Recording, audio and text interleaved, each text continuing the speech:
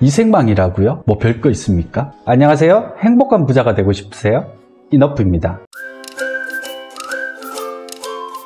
여러분, 대한민국 남녀의 기대 수명이 어느 정도 되는지 아시나요? 80세, 100세 시대 자주 들어서 대략 그쯤 된다고 알고 계시죠? 우리나라는 여성의 경우 83.8세, 남성은 76.8세로 OECD 6위입니다. 최빈 사망 연령은, 즉 가장 많이 사망하는 연령대는 86세입니다. 기대 수명이 가장 높은 나라는 여러분도 아시는 것처럼 일본이고 대략 우리나라보다 3년 정도 앞서 있습니다. 그럼 우리가 대략 80세까지 산다고 보면 될까요? 또 다른 연구 결과를 살펴보도록 하겠습니다. 구독, 좋아요 눌러주세요. 고려대학교 박유성 교수의 100세 도달 가능성이라는 논문을 보면 현재 45년생 이상이신 분은 4분의 1, 58년생 이상이신 분은 절반 정도가 100세까지 사시게 될 것이라고 합니다. 70년대생은 중간에 특별한 사고나 질병이 없다면 대부분 100세까지 살게 될 거고요. 70년대생이시면 지금 우리 나이로 대략 50세 정도가 되겠네요. 어떤가요? 삶은 우리가 생각하는 것보다 길죠. 벌써 놀라시면 안 됩니다. 구글은 캘리포니아 라이프 컴퍼니를 설립하고 전 세계에 단 2대밖에 없는 양자 컴퓨터를 이용해 인간의 DNA를 분석하고 있습니다. 앞으로 15년 후인 2035년쯤 분석이 완료된다고 해요. 이들의 1차 목표는 인간의 기대 수명을 170살까지 연장하는 것이라고 합니다. 그때가 되면 현재 50세이신 분들도 앞으로 100년 이상 더 살게 될지도 몰라요. 인생 설계 자체를 완전히 새롭게 해야 하는 때가 온다는 이야기입니다. 여러분의 삶의 계획표는 몇 세까지 설계되어 있으신가요? 말도 많고 탈도 많았던 김난도 교수의 아프니까 청춘이다 라는 책을 한 번쯤은 읽어보신 분들 많으시죠? 책에서는 우리네 삶을 하루, 즉 24시간이라고 가정을 하고 우리는 현재 몇 시쯤 지나고 있는지 이야기합니다. 우리의 삶은 80세까지로 가정하고 그걸 하루 24시간으로 쪼갠 것이죠. 당시 신선한 충격을 받았던 기억이 납니다. 그럼 거기에 우리의 삶을 한번 적용해 볼까요? 책에서는 80세를 가정했지만 대부분 100세까지 살게 될 것이니까 100세로 가정해 보겠습니다. 하루 24시간, 즉 1440분으로 삶을 나누면 1년은 대략 14.4분에 해당됩니다. 그럼 여러분이 이제 막 20살이 되었다고 한다면 인생의 시계는 몇 시쯤 지나고 있을까요?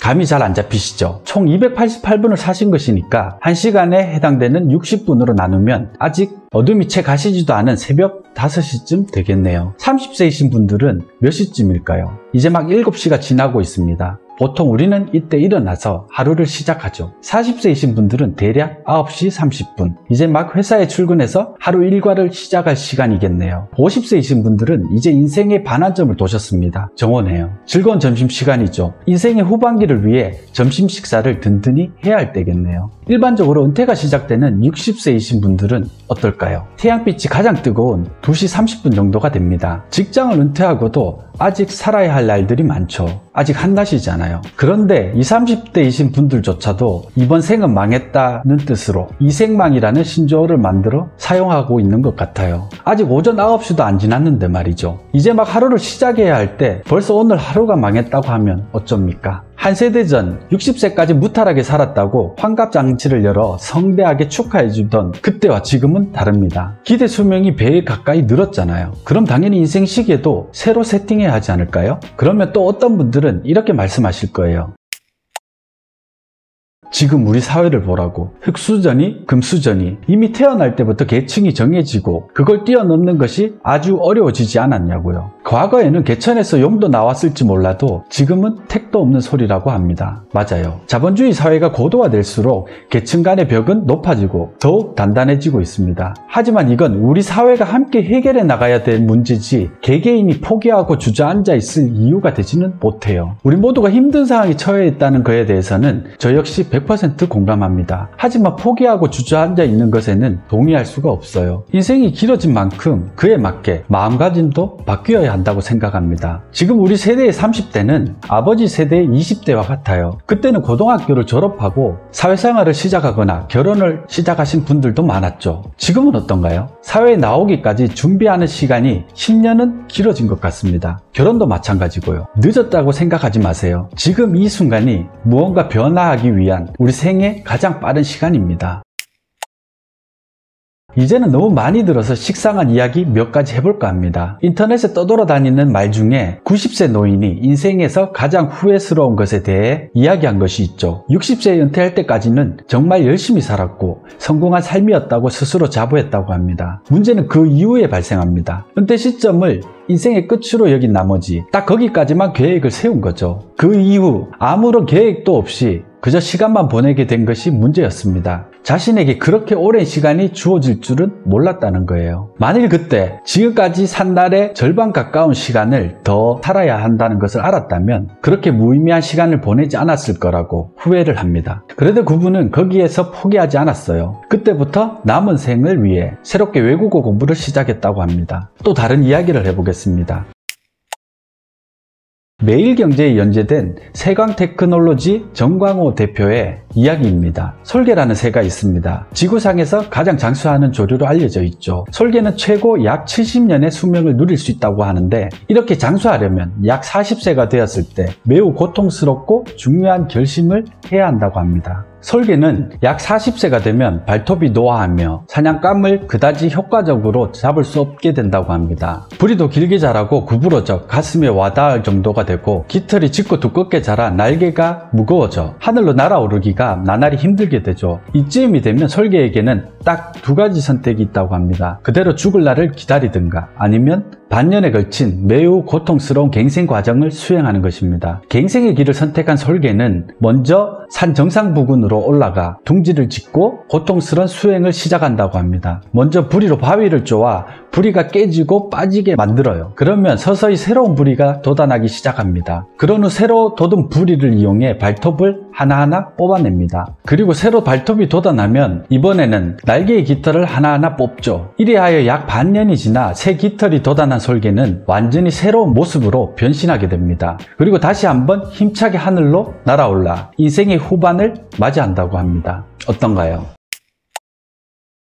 뉴욕 양키스의 전설적인 야구선수 요기 베라가 했던 말처럼 끝날 때까지 아직 끝난 게 아닙니다. 9회 말 투아웃 상황에서도 인생의 결과는 얼마든지 달라질 수 있어요. 알리바바를 창업한 중국의 마윈 회장은 재수를 해서 겨우 이류대학에 들어갔습니다. 군대와 경찰에 지원했지만 받아주지 않았죠. 30번의 실패 끝에 36세에 조촐하게 아주 조촐하게 알리바바를 시작했다고 합니다. 지금은 어떻게 됐나요? 영화 왕의 남자로 성공한 이준익 감독은 극장에서 영화 포스터를 그리다가 46세에 이르러서 영화 감독에 데뷔해 성공하게 됩니다. KFC의 창업자 커넬 샌더스의 삶은 더 가오겠습니다. 가난한 집에 태어나 젊은 시절 내내 밑바닥 인생을 전전했죠. 우여곡절 끝에 치킨 조리법을 개발해서 미 전역을 돌아다녔지만 1000번 넘게 거절당했습니다. 그래서 그는 65세라는 늦은 나이에 직접 켄터키 프라이드 치킨 KFC를 창업하게 됩니다. 그 다음은 여러분이 아시는 그대로입니다. 전 세계에 1만 개가 넘는 매장을 두고 지금도 승승장구하고 있죠. 이러한 이야기들은 무수히 많습니다. 그걸 다 찾아 들려드리려면 몇 날 며칠도 부족할 거예요. 우리 인생은 대개 하나의 문이 닫히면 또 하나의 문이 열립니다. 그런데 사람들은 닫힌 문만 바라보며 좌절해요. 그러다 보니 새로 열린 문을 보지 못하는 거예요. 애플의 창업자였던 스티브 잡스도 자신이 세운 회사에서 쫓겨난 후 토이스토리를 만든 픽사를 통해 재기에 성공했죠. 그리고 더욱 성숙된 모습으로 새롭게 애플로 돌아가 지금의 애플을 만들었습니다. 정치인 이준석 씨의 이야기도 무척 흥미롭습니다. 하버드 재학 시절 마크 저커버그가 페이스북 시스템을 만드는 것을 보고 이렇게 조언해 주었다고 합니다. 얘들아, 한국에는 이미 싸이월드라는 엄청난 SNS 서비스가 있단다. 너희들이 만든 건 싸이월드에 비하면 유치한 수준이야. 그 이야기에 실망해서 저커버그와 그의 팀이 그때 페이스북 서비스를 접었다면 어떻게 됐을까요? 정치인 이준석 씨의 입장에서도 그때 페이스북 서비스에 합류하지 못해 세계적인 거부가 될 수 있는 기회는 놓쳤죠. 그건 단지 하나의 문이 닫힌 것에 불과해요. 지금 한국에 돌아와서 정치인으로서 새로운 길을 가고 있잖아요. 늘 하나의 문이 닫히고 또 새로운 하나의 문이 열린답니다.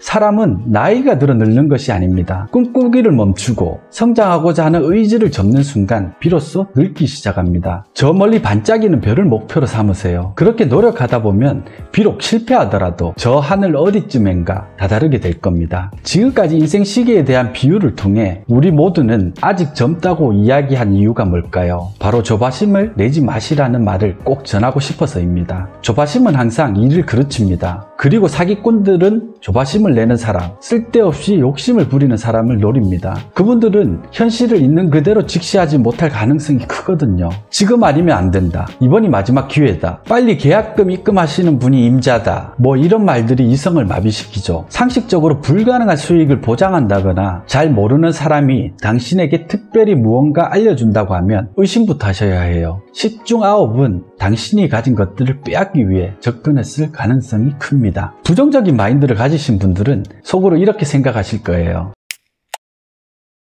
또 뻔한 이야기네. 맞아요. 세상에 새로운 이야기는 없어요. 아직도 고전이 읽히고 사람들 입에서 회자되는 것은 삶의 근본 진리는 수세기가 흘렀지만 거의 변하지 않았기 때문입니다. 다만 그 형태를 조금씩 바꿔갈 뿐이죠. 새로운 사실을 전달하기 위해 이 장황한 이야기를 들려드린 게 아니에요. 이 이야기를 듣는 순간만이라도 가슴 한켠에 다시 희망이 움트고 의지가 불타오르는 감정을 느껴보시길 바래서입니다. 작심삼일이라고요? 맞아요. 오래 가진 않습니다. 그러면 이렇게 한번 해보세요. 매 3일마다 아니면 매 일주일마다 자신의 심장을 다시 뛰게 해줄 이야기들을 찾아 읽어보세요. 그러면 되잖아요. 뭐 별거 있습니까?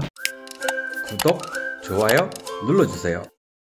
이생망이라고요? 아닙니다. 아직 시작도 안 했습니다. 우리 대부분은 아직 삶이라는 일과 중 겨우 오전 시간을 보내고 있어요. 제가 유튜브로 시작한 지도 벌써 40일 정도 된 것 같습니다. 혼자 카메라를 보고 떠드는 게 아직도 영 어색하고 힘듭니다. 영상을 봐주시는 분이 없을 때는 이 일을 계속해야 하나 하는 생각도 들어요. 일면식도 없는 사람으로부터 모진 말을 들으면 자괴감마저 생깁니다. 구독자 한 분 한 분 모으는 일이 너무나 힘겨워요. 영상이 도움이 되신 분들은 시청료 대신 손 한번 까딱해서 따봉 버튼 한번 눌러주실 만도 한데 그냥 지나치시는 분들이 더 많아요. 대기업으로부터 돈을 받고 프로젝트를 진행할 때보다 유튜브 컨텐츠를 만드는 지금이 더 막연하고 힘든 것 같아요. 좀 더 일찍 시작했다거나 행운이 따라줘서 크게 성장하신 분들을 보면 솔직히 부러운 마음도 듭니다. 그래도 어쩌겠어요. 삶이 그런 것을요. 짧게 보면 삶은 불공평합니다. 그래도 긴 시간을 두고 보면 삶은 어느 정도 공평해요. 진심은 언젠가 통하거든요. 그러니 우리 모두 너무 일찍 무언가를 포기하지는 않았으면 좋겠습니다. 오늘 이야기는 이것으로 마치도록 하겠습니다. 긴 이야기 들어주셔서 감사합니다. 여러분 행복한 부자 되세요.